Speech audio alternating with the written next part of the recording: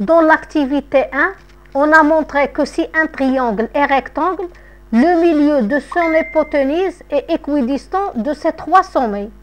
Dans l'activité 2, on va montrer la propriété réciproque, c'est-à-dire les données, on a un triangle dont le milieu de l'un de ses côtés est équidistant de ses sommets.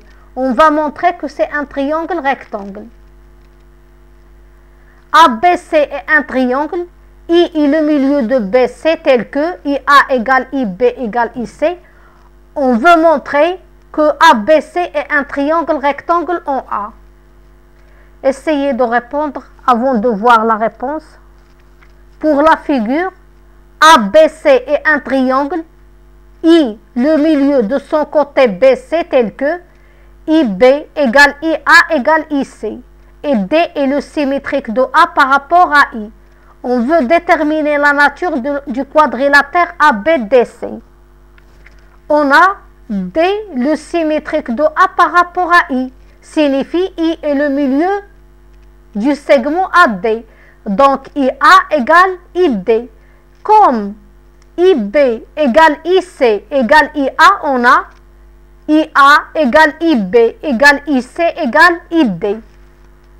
Donc BC égale AD. Dans le quadrilatère ABDC, on a IA égale IB égale IC égale ID. Donc AD égale BC et I est le milieu de AD et BC.